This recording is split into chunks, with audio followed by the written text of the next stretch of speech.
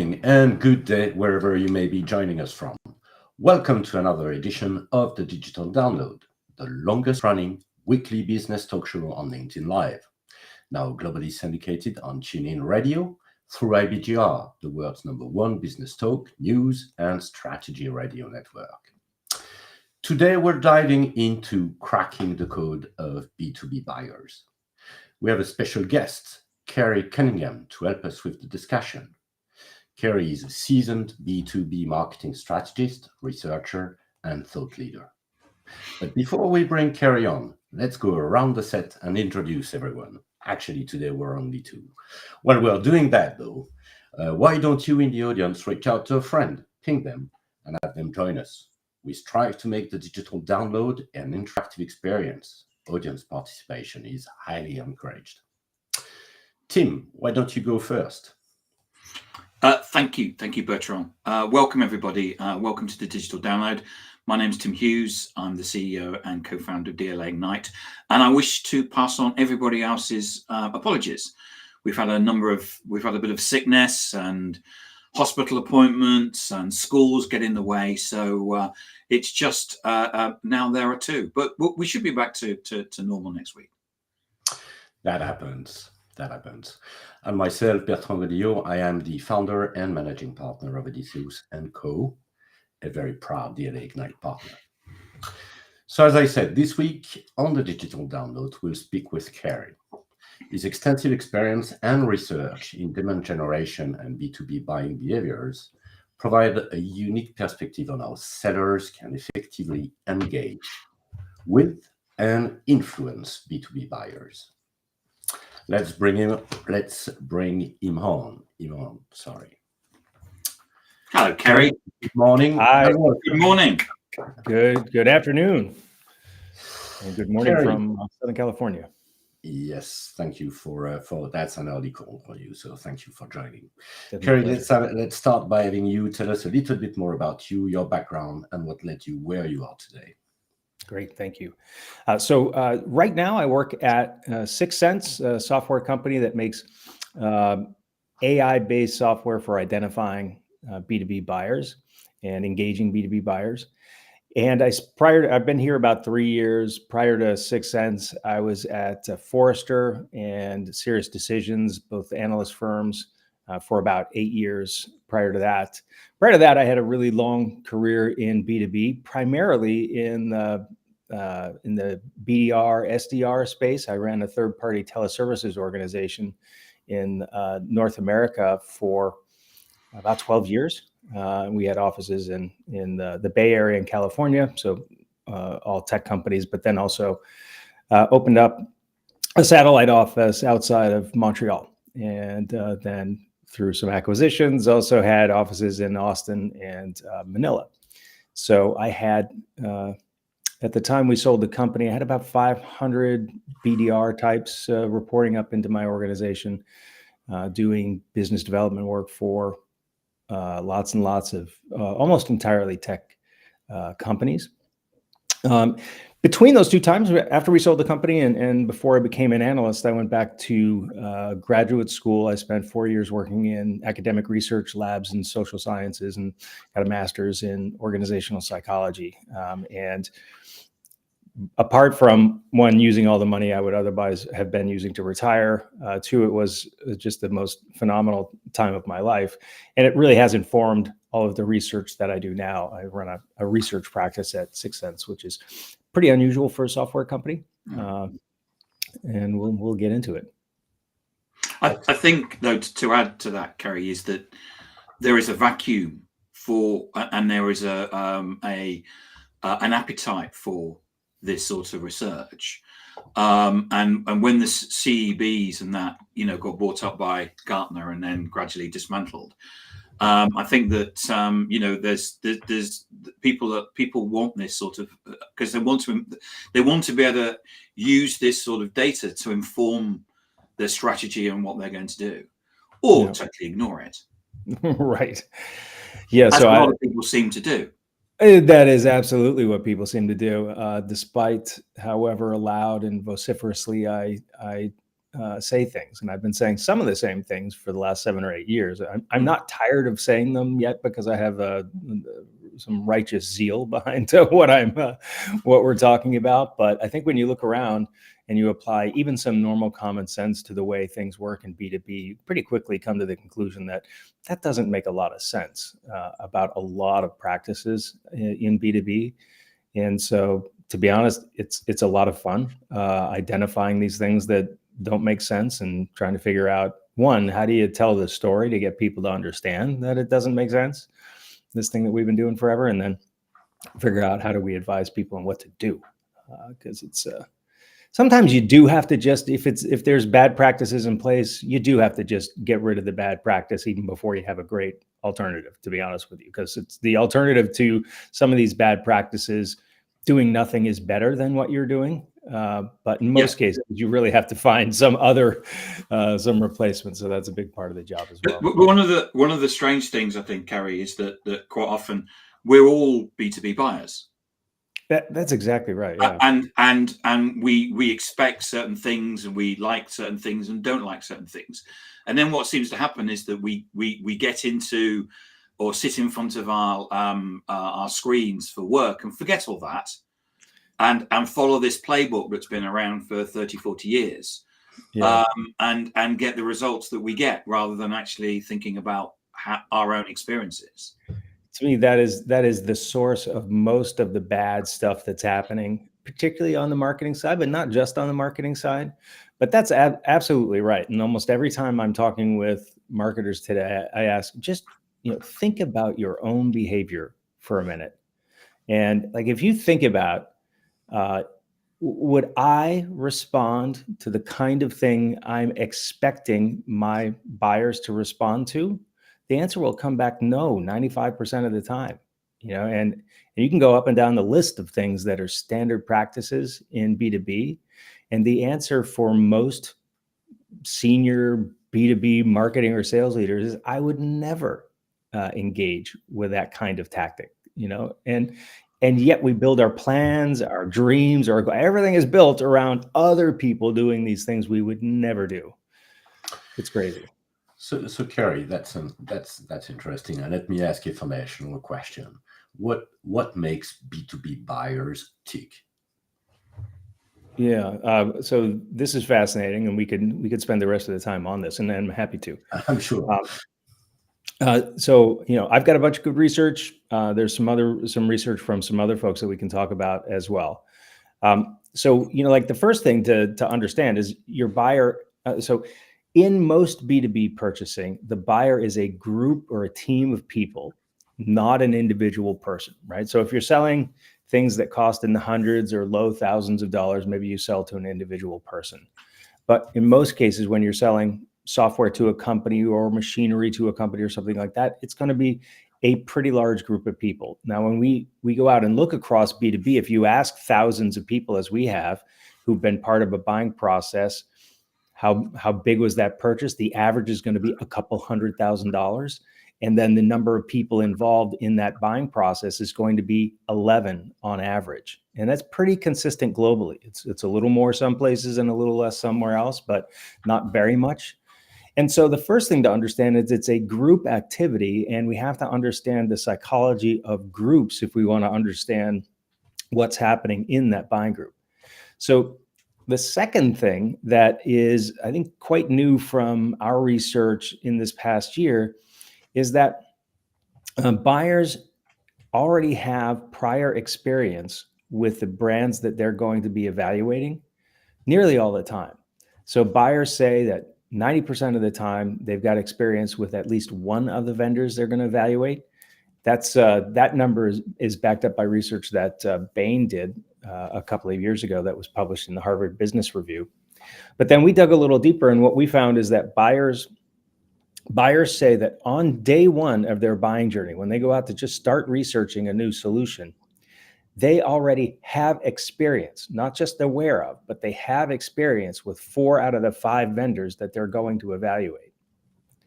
And so I was surprised when I saw that number at first, but then, Tim, to your point, when you think about who these people are, who are who are making decisions about, 6-figure, 7-figure purchases, they're not the kids who just graduated from college, right? These are people like us who have the volume and the color of hair that we do. They're people who've been around in their jobs for 20 or 30 years in many cases. So they've been through whatever category you're in. They've been through many purchase cycles in your category. If you are a 25 or 30-year-old sales rep, they've probably been through more cycles for your category of stuff than you have. And so they know the brands in the space. Now, of course, if you're in a brand new category, that's a different thing. If you're a brand new company in the category, maybe they don't know you, but they do know your competitors. All right. So they enter this process. So you've got 11 people, and I'm describing the buying group, but to understand how they tick, you really have to know that these parameters. So you've got 11 people. Each one of those 11 people is an experienced senior business person, and they all have opinions and experience about the vendors they're about to evaluate on day one of the buying journey.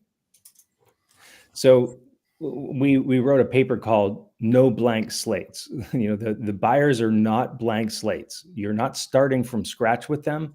You're starting with a set of people who already have opinions about you, about your competitors, and about what would be good for their business on day one. All right. Now, this is going to come into play when we talk about the back channeling stuff that we just published in a minute. So when they're starting that buying journey, they've got all these opinions. If you've got 11 people, you've got at least 4, maybe 5 opinions about what the organization ought to do. And the rest of the buying journey, it's not as we've always thought about. It's not educating themselves about the category or your solution. Not primarily. They may need to refresh their understanding if it's been a couple of years since they've been in the space. But it's primarily about each member of that buying team arming him or herself to win the internal debate about what they're going to do. And that's a very different kind of buyer than a buyer who's walking into this process as a blank slate, and now you can educate them on the vendors in the category, right? It's really primarily about winning the internal argument about what the organization is going to do. And so some of the other dynamics that are in play are really, really important. In a group environment, a big part of what happens in that group environment is that people are trying to identify some common ground within the vendors that they can say, okay, this one is one that we can all agree on. And whenever that's the case, they're probably never or very unlikely to buy an extreme kind of choice in the category. So if you've got a brand new vendor that's extremely new and has a completely new way of solving this problem, or they're the most innovative way of solving that problem, that may appeal to the business buyer who owns the department that's going to be using this solution. But does the CFO or the head of purchasing and procurement or the IT person, do they care about how innovative and exciting your solution is? Probably not nearly as much, right? That's not there. It's not on the top of their list. Not messing it up is on the top of their list, right? Or not paying, the top dollar. So those dynamics are happening internally. Then what we found is that, as the price goes up for a solution, the buying group size goes up. And so that's not surprising, but then you have to ask yourself, well, why do you need more people just because it costs more? And a big part of the answer to that is so that you're spreading around the risk involved in that decision, right? So if I'm buying something that I can afford with my budget without getting sign off from the CFO, then there's probably not a ton of risk involved in that decision.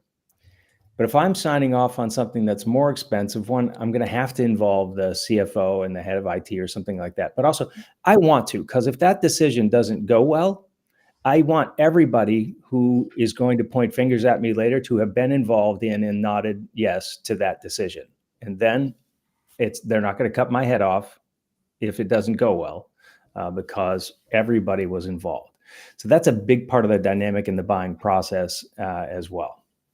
And clearly, we all have been through this before, I'm pretty sure. But that raises a question. If you are a challenger, I mean, you are a new entrant. So what we're discussing here is the barrier of entry for for enterprise size type of deals. How do we work around this? Well, I think, I think one, it's as hard as we all know it is, right? It's the thing that you do has to be substantially better or cheaper, or one of these vectors that really matter a lot. Like, is it much better at the thing that's got to be done? Is it much less expensive to buy or to own, or both? Or does it somehow allow you to reduce spend in other areas, right? So it can either be less expensive itself or save a lot of labor somehow that's not already being saved. One of the things that we found is that about 3/4 of B2B purchases are within an existing category, a category that the buyer already has, right? So most are just replacing something that's there. So you may have an innovative way of doing that. And certainly, you look like companies like Workday, which I don't know when Workday came into existence, but it didn't exist that long ago, and now it's everywhere, right? So it's certainly possible. Salesforce is an example of one from 25 years ago, whatever it was, that one day it doesn't exist. A few years later, it's starting to catch on, and then it's everywhere. And then that kicked off the replacement of countless numbers of on-premise pieces of software, because now everything moves to the cloud. So that can happen. You have a much better way of delivering your product or service, and that the market appreciates more, and now you can win that way. But you have to have something like that. If you show up with a Me Too in a category, then obviously you're going to have a hard time getting people to take the chance on buying your solution when you're not clearly differentiated in one of those other ways. It does point, however, we can talk about branding, and it's fun to talk about brand marketing with sellers, because sellers will often say, "What are you doing? Don't spend money on that." In fact, a lot of marketing leaders today will say, "What are you doing? Don't spend money on that." But if you're a challenger brand and nobody knows who you are, you're probably not on the day one shortlist. And buyers buy from the day one shortlist 90% of the time. So, you should want your company to be doing some very serious brand and reputation marketing to the audience that you're trying to sell to, because it may be that your primary buyer is dialed into the category enough to know that you exist and to know about you. But if the CFO's never heard of you, if the head of purchasing's never heard of you, if IT people have never heard of you, your chances of getting through that gauntlet are very, very low. And you, as a salesperson, trying to get those people even to talk to you is going to be extremely challenging if they can't look out the window of their computer and see lots of information about you that makes you look smart and trustworthy and all of that. How hard is your primary persona going to fight for you when they have to, in this battle to try to win this deal? And that's really what you need to have happen. Is the person that your messaging, that your product really appeals to, is going to have to fight for you against these other people who have no idea you exist and who do not care about how innovative you are. Maybe a little bit, but not really. All right. So from that perspective, how can sellers build trust and literally build relationship in advance of the buying process, so that you create that awareness and you gain somehow a competitive advantage on the list of 5? Oops, I lost your audio. Is that just me? Yeah, so we said we have a list of 4 or 5 people and 4 or 5 suppliers, and we know we're going to buy from them. Well, at least 80% of the audience is buying from them. How do you, as a seller, build a relationship and try to work around this to build some sort of competitive advantage,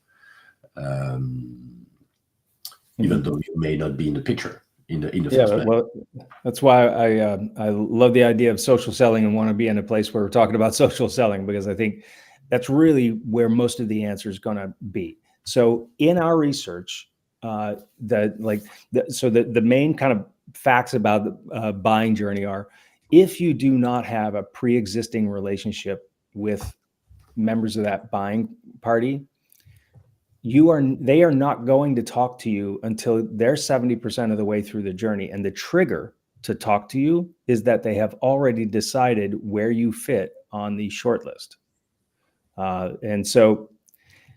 But that applies to about 80% of B2B purchases. In the other 20% of B2B purchases, there is some, or there becomes an existing relationship that allows the seller to talk to the buyer prior to the time they pick a winner. And because your stat of the 80%, I know that there's a lot of sales leaders dismiss it. Yeah. And the reason why they dismiss it is that they say, that doesn't bother me because I have an SDR team that are basically hammering on people, kicking down doors, basically going and getting meetings. But what you're saying is that, yes, that's right, but they're only winning 20, if there's 100% of business, they're only winning 20% of it. Yeah, and I think the percentage that your SDRs are winning is probably much, much smaller than that. So what I would say, so we know that in 80% of buying processes, buyer does not talk to you until after they've decided where you fit in the short list. They picked a winner, they put you on the short list because that's the only reason they would talk to you. But now you may be first, second, third, fourth, or fifth. And it doesn't really change very much after they start talking to you. But if you're an AE and you're covering a big account and you've been working that account as you should over time, and you actually know those people, you met them last year when you took over the account. They weren't in a buying process, but you developed a relationship with them. When they go into that buying process, you'll probably be able to engage with them throughout the whole thing. If you're a trusted resource throughout that whole thing, then you get to, and that's the work of a good AE, right? So, okay, but that fundamentally is the complete opposite of what the narrative on LinkedIn, especially from the VC community, is, which is that you should only be engaging with companies that are in market. Right. Well, right. So no, I agree with what you say. So my view is, if you're engaging with companies that are in market, then you'll have a number of things. One is that all your competitors will be there, so therefore you will have a margin. Every deal that you go into, it will be the competition of drop the price again. Mm-hmm. And we've had to take it. Whereas if you're actually talking to people that are not in market, and you can do this, I know that you can do this fast and at scale. You can talk to people and build relationships that are not in market. So when they come to market, you are on the short list. That's right. Yeah. So so Sixth Sense is built to show you who's in market, because that is where you should be spending the bulk of, say, your demand gen dollars. But we have AEs and we have strategic accounts, and their job is not to wait until an account is in market. Their job is to go develop relationships, build the networks inside those organizations, so that we're not subject to the rules. The rules are you don't get to talk to them until they decide. But if you have good AEs and they're doing their job, you don't have to play by those rules. And that's where the social selling comes in, right? How are you going to get to know these people? Well, a big part of it is you're going to have to surround them in the places where they exist. You're going to have to be delivering value to them. There are lots of different ways. Social selling is one, but there's many other ways. And I think, my company is a really good example of a lot of ways to do that. But that's what you're going to have to do. Now, but by definition, you can't do that to all of the accounts in your universe. If you sell to thousands of accounts, that's just not, if you sell to thousands of accounts, you're going to have a sprinkling of relationships. Even if you do it at scale, you're going to have a handful of relationships in any quarter where you've been able to be involved in that process from the beginning, but you can't build your business entirely on that.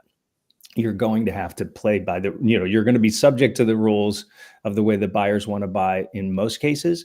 And then if you're really good, maybe your company gets to play outside of those rules in 25% of purchases. Maybe you could get to 30 or something like that if you're really good at it. You're not going to get to 100. And so that's the game that I think we're playing is how do you get your sales team to have relationships with the key buyers that you care about, and then at scale you also have to have your brand have your buyers have a relationship with your brand outside of a buying process. And that's another thing I think we're not the only ones, but we do that really well. We have, for instance, we sponsor something called the CMO Coffee Talk. So at this time every Friday there's two conference calls where CMOs get together and they network and they talk with each other. We sponsor that. We don't present at it. We don't sell at it. We never do. But we provide this forum for the people who make decisions about buying our solution. And it's something that they value a lot, right? So they're getting value from us long before they're in market, whether they ever go in market, right? And I think that's kind of the difference. There's a difference, that subtle difference, isn't there, between pitching and just being present or sponsoring something. And I think it's that in the film Spinal Tap, there's a quote which is, "There's a thin line between being clever and stupid," and I think that's often the case in marketing, where what happens is that communities are that ability. What we're going to do is we create a community and then we can pitch to them. Right. Yeah. No, you have to be delivering value and becoming a resource. Well, I would say, put it more generally, you have to participate in the community that you intend to serve with your solutions as a valued member of that community. That's really, if that's the way you have to be thinking about it. And then if you think about it that way, I think you do the right things, right? What does a valued member of this community want? Or back to the way we started this conversation. So if I'm just a practitioner in this community and not somebody trying to sell them something, would I like the thing that I'm doing to this community, or in this community? I've been talking on LinkedIn about the golden rule, and I think we need to be thinking about that a lot. Kerry, I'd like to spend a little bit of time on the last article that you published, and I'd love you to explain what back channels are. Yeah. Yes. In a B2B context. I'll give a little a backstory for the back channeling. So last year when we did our survey, we had some questions asking about, whether buyers had prior experience with the vendors they were going to evaluate. We were very surprised that the number was as high as it was. It's everybody knows at least one vendor, and they tend to know 4 out of the 5 vendors or have prior experience with them. So we thought, if you have prior experience with a vendor, how would you do that? Most of the time, it'll be you've been through buying processes with them before, you've evaluated them before, maybe you were a customer. And then we thought, well, what else would be? So if they've got these prior experiences, then they've met people in those companies before. And so that's interesting. And then you think about how people behave today in a social world, in a connected world. We were talking about this before we came on, but when somebody's applying for work in your company, nobody asks for references anymore. You just go out and find them, right? They're easy to find. Why would that be any different when you're looking at solutions to buy? And so this time around in our surveys, we asked, prior to talking to sellers, because we already knew by this point, we're not talking to sellers most of the time until 70% through the journey. But did you talk to anybody else before you talked to sellers? And, I thought, well, maybe 15, 20% or something like that of buyers will say, yeah, I talked to somebody else. 70+% Wow. of buyers say, yes, I talked to somebody else. And the numbers are a little bit different. They're statistically significantly different for the non-winning vendor than they are from the winning vendor. They're very high for both. So buyers say that they talk to somebody who is not a seller 70% of the time in non-winning vendors and 77% of the time in winning vendor. And so one, I that was kind of staggering when I saw that number. Let me just Yeah.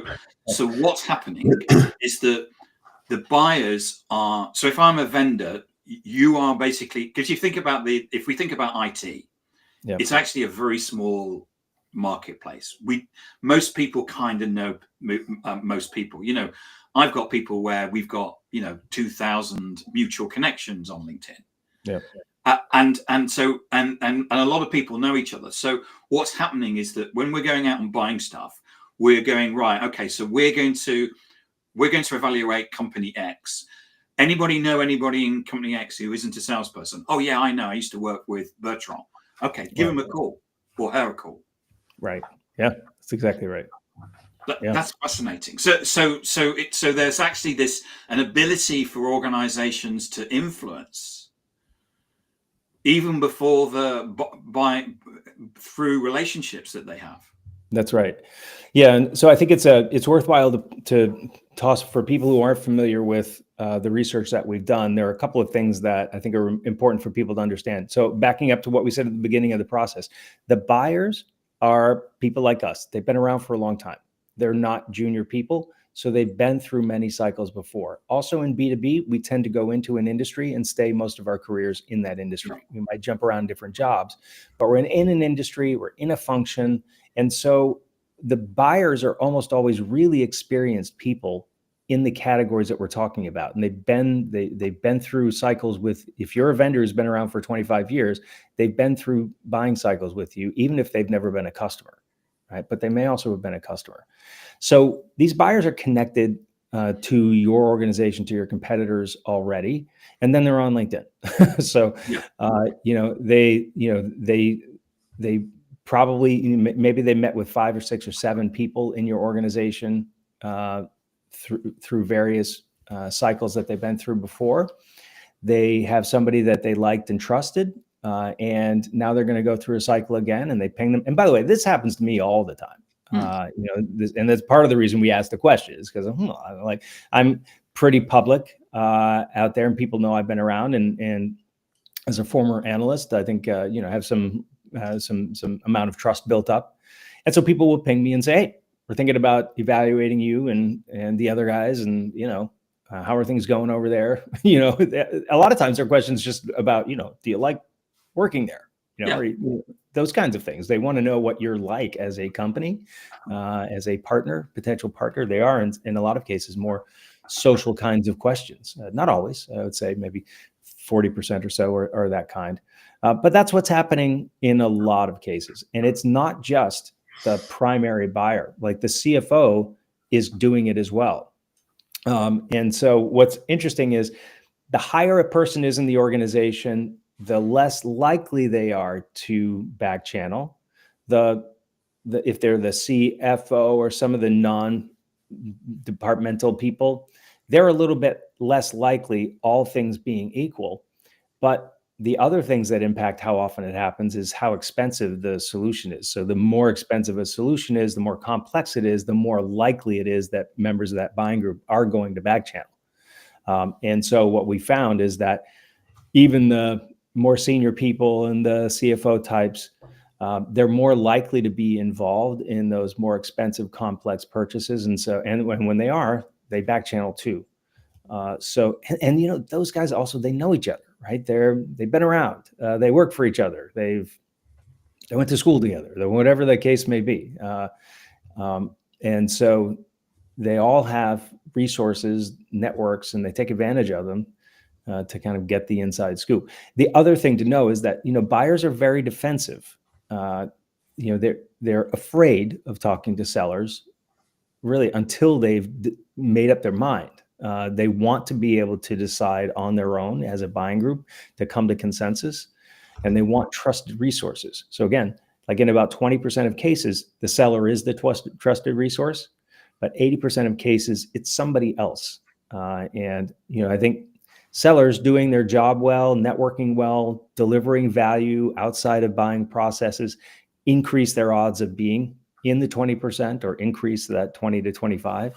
But that's kind of what it looks like.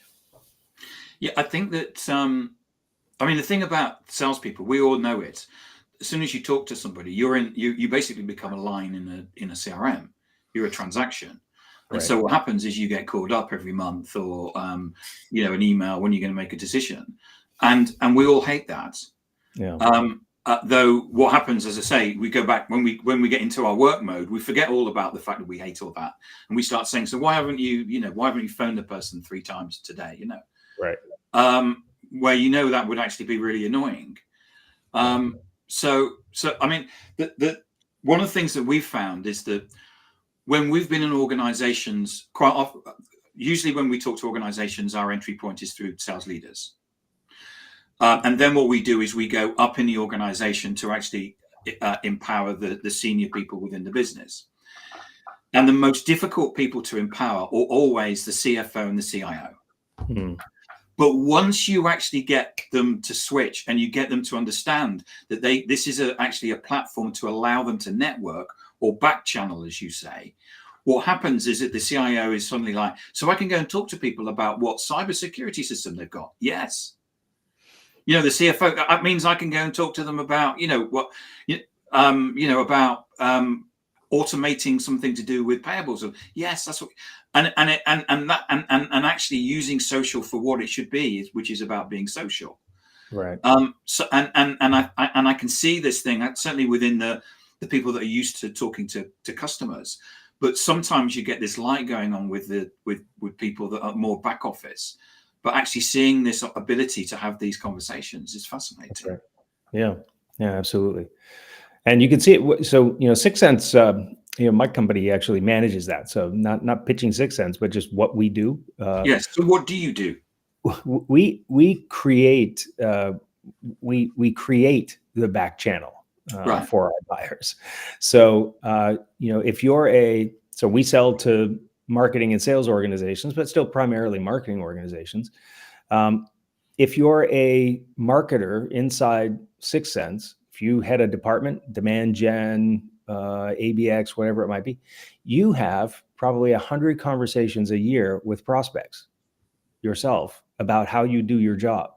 You are a resource, and you're offered by sellers. So our sellers, in their networking with buyers, find somebody on LinkedIn inside their target account. And so in my case, as a former Sales Decisions Forrester analyst, our reps are going into they cover an account, they go into that account, they look for somebody who is connected to me. If they're connected to me, then that person gets an email and says, hey, we've got Kerry Cunningham, former analyst for Forrester. And he's more than happy to talk to you about strategy, whatever it is, not part of you don't have to do a demo or anything like that. It's not a timeshare agreement. It's, this is something that we offer. So if you're interested in doing that, just let us know. And that's just offered that way. There's no, I want to pitch you now or whatever. It's just, hey, look, saw you're connected there. Love to offer that. That's done, with other, like our head of demand gen, our head of ABX, et cetera. Whenever there are, if they're trying to get to know the head of account-based marketing in one of their accounts, they say, hey, we've got a great ABX program. We do this, that, and the other. And if you'd ever like to talk to our head of ABM about how we do that, I can set that up for you. And the answer is yes, a lot of times, right? Because in most sales leaders and most salespeople, it's all about control. They become control freaks, and so in a way, what they would want to do is actually say you're not allowed to talk to anybody else, right? Whereas you can't do that, and what you're doing is in effect saying this is happening. What we're going to do is actually we're going to facilitate it. Because we can't stop it, it's how can we can't push water uphill. I remember we did some work with Microsoft a number of years ago, and they were telling us that this was something that they were finding particular individuals, change makers or particular people within the accounts, and then they were basically feeding them with information. And actually, because they knew those people would then go and spread it in the organization. And that was one of the ways that they were basically getting their brand in front of, because everybody knows Microsoft, but it's Word and Excel. And what they would do, this is in the early days of Azure, before anybody knew what Azure was. And they were basically pinpointing people and then using that as the way of the customer was going to educate everybody else in the organization. Yeah, no, that's great. That's I think that's the way that we have to think about how deals are done. It's just not more than 20% of the time, it looks like, is it that kind of standard sales process that we think of, where a seller cold calls somebody out of the blue and introduces themselves and then begins a sales process. Or, much less, the marketing organization runs an email campaign. Somebody responds to the email campaign, and 2 weeks later, there's pipeline, as if that organization developed the idea of buying a solution in your category when they saw your email, and then suddenly 2 weeks later, they're in your pipeline for this $200,000 piece of software that you sell. I mean, that's absurd. Of course, that doesn't work that way. It never has. And your email campaign that looks like that got you a meeting because that organization has been in market for 6 months now, looking at vendors. You're one of them. And the timing of your email was such that they were about to reach out to you anyway. Right. And so, the idea that, we have to back up and think, as we talked about earlier, about, what does it look like when I've been involved in a big purchase for my company? What did that look like? Did it look like me getting an email or a phone call from somebody and deciding to go into market for that thing? It might have, right? You might have gotten the idea, sparked the idea, we really should think about replacing X, Y, and Z thing that we have. But then how long between that first spark of that idea and it actually happening was it? Because if that thing wasn't in your budget and it costs a couple $100,000, it doesn't happen this year. Yeah. Right? We don't have that kind of money sitting around most of the time. So I think it's just, we really do need to become a little more self-conscious about these things, as we've said a couple of times now. Because otherwise, I think there may be people watching that sell something which is far more of a transaction, and they're deliberately pitching it as a, I have a sign off of $999, right? And therefore they're pitching it at $998, so I can just buy it on a credit card, right? And I totally understand that. I know people that sell stuff to marketeers, which is at $1,995, because they know that a lot of marketeers that are down one have like a $2,000 sign off. Data and for stuff like that. Mm-hmm. One thing that I'm interested in, I don't know if you've looked at it at all, Kerry, is if you think about non-sellers, so pre-sales people, sales engineers, people that are doing probably demonstrations on that. Do you have any data on what part they play in the sale? I don't yet. So that's definitely an area for future research. Like, I suspect those people are often back channel targets. Yes. Right. So if you're the sales engineer, somebody like that who's been through a process, in the prior. So let's say that I'm a business person, senior business person. I run a department. I'm interested in a category of solution. I've been through 6 or 7 buying processes for that over the last 15 years. And I've met a couple of really good sales engineers along the way. And one of them's over here and one of them's over here. I'm going to ping them because I trust them. They did a great job when I was working with them before. They're not the pitch heavy people. They're not the ones, who are trying to, make sure that I buy their thing today or whatever. So I trust them, and I want to know how I see that your solutions changed a little bit in the last year. You've done this, and I've got a question about that my buying group is asking. I can reach out to you, and I feel okay about doing that. I can reach out to you and ask that question. And I feel, so I think that probably happens a lot, and I think we don't want to underestimate just how much when people change jobs every 2-3 years, in any given industry, it's pretty incestuous, right? I used to work with so-and-so, they're over here now in this other company. That's probably also a big part of that back channel. Yeah, and I know the answer to this because I asked you before we went live, but I'm going to ask it again because we're live now. So dark social, the use of WhatsApp groups, a CFO WhatsApp group or a CIO, a cybersecurity WhatsApp group. Do you think that's being used for back channel discussions? Yeah, absolutely. I mean, we'll dive into it more this year, but I'm sure it is. Those kinds of groups, and that's part of what we set up when we sponsor a CMO group and a BDR group, and part of the reason that people in those disciplines love those groups is because they get to help shape those networks and be in those networks and meet those people, so that when they have issues, questions, problems, they're evaluating a vendor, they've got a network that they can call on to help get answers. So I'm absolutely sure that's a huge part of it, and we'll be digging into that more this year in the research. Okay, I mean that's. I remember someone coming to me 7 years ago, and IBM they'd been paid to do some research by IBM, where they found out that a lot of the buying that was going on was taking place in dark social, and they phoned me up because they said they found my book, and basically IBM had seen the research and rejected it. And they said it just couldn't happen. If you think about going back, people were laughing. Social media was a fad.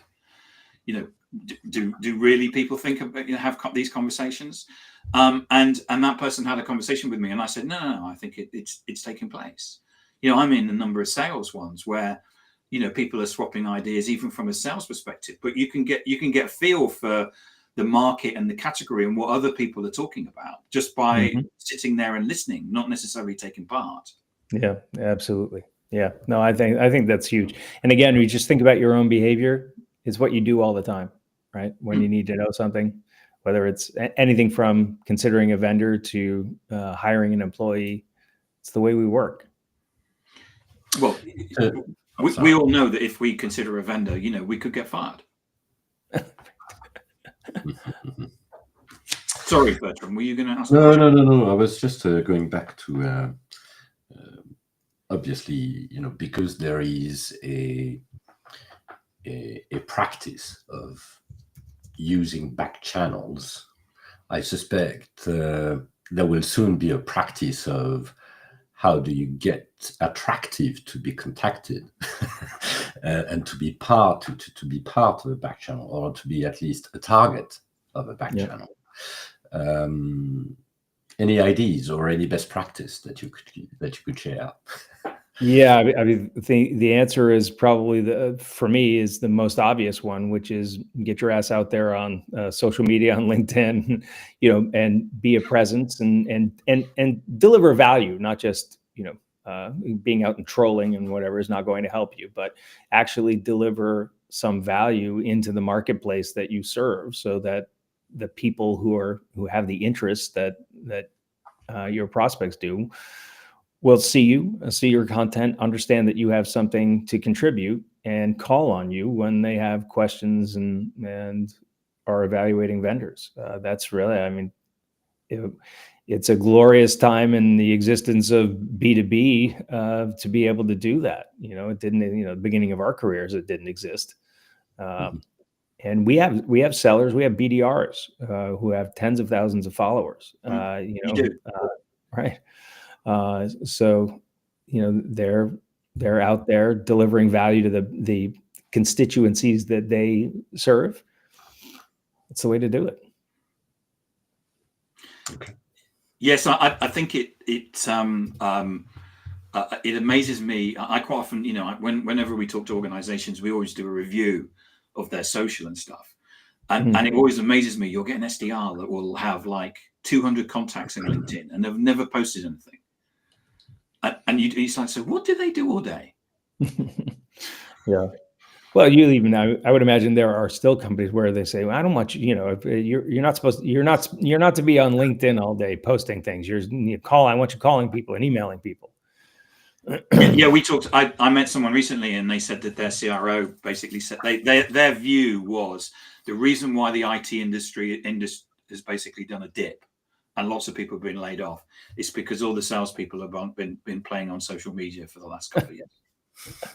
Not selling, not playing enough is, I think, more like the case. Yeah, I think it's even if you think about the kind of the old mere exposure effect, the fact of being out in the marketplace and just having your name present where your buyers are, so that even if they don't consciously know that they've seen your name before, they see your name and it's familiar, and they think, well, I must know this person, or I've got a positive sense of who this company and this person is because I see them all the time.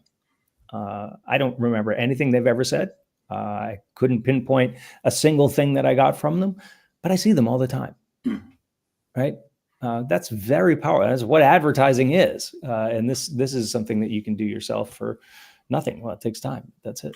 Well, that's interesting. I mean, one of those things is that it's partly because we've got two brains, and it's the monkey brain of experience where we get that feeling that we actually know someone and we like, the know, like, and trust somebody comes from the monkey brain, not the modern brain. That's right. Yeah.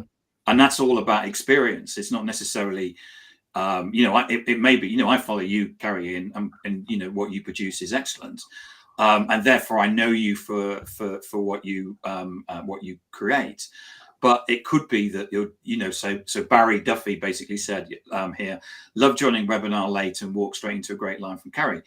Now, you may know Barry, you may not, but the fact is that Barry knows you, and that's the important thing. It is. So even though you may have 30,000 followers, it doesn't matter. You can't know everybody of those 30,000 people, but Barry knows you. Mm-hmm. Yeah, that's it. And in this case, it's not even necessary, I think, for somebody to know how they know you, or even really be able to say, do I really know? If you're familiar to people because you've simply been there, they are more likely to respond positively to you. And there's a ton of science behind that. Now, if people are familiar and they do know why, and the why is a negative, then that's not going to help. But if you've been out in the marketplace being neutral or better and delivering a little bit of value and content and whatever, they're going to be more likely to respond to you. And they don't have to know why necessarily. They just need to think, okay, this person's been around, right? Kerry, this has been really great. And I'd like to ask, where can people learn more? How can they get in touch with you? LinkedIn's probably the easiest place to find me, of course. So Kerry Cunningham on LinkedIn. And there might be a couple of Kerry Cunninghams, but I think at this point I'd probably come up first if you go look for me. And then if you go to sixthsense.com/research, there's a ton of our research there. There are no forms of any kind. It's all freely available. And so you can get all of our research there. But if you follow me, if you find me on LinkedIn, there's a link in my profile to all of that. So please do. That's what. And I would echo that, Kerry, in terms of I follow you, and I would recommend everybody else follows you. And one of the things about it is that you always are putting out stuff where I go, I never thought about that. And there is a lot of stuff on LinkedIn which is the same old, and you're putting out stuff which is thought provoking. Sorry, Bertrand. That's fine. It's just to say, fully understand that, fully agree, and we all need to go and visit Kerry's profile. We now have a newsletter, so don't miss an episode. get your highlights, beyond the show insights, and reminders of upcoming episodes. You can scan the QR code on screen or visit us at digitaldownload.live/newsletter. On behalf of the panelists, to our guests, and to our audience, thank you all, and see you next time. Thanks, you. everybody. Thanks, Kerry. That was excellent. Thank you so much. My pleasure. Thanks, Bertrand, as well.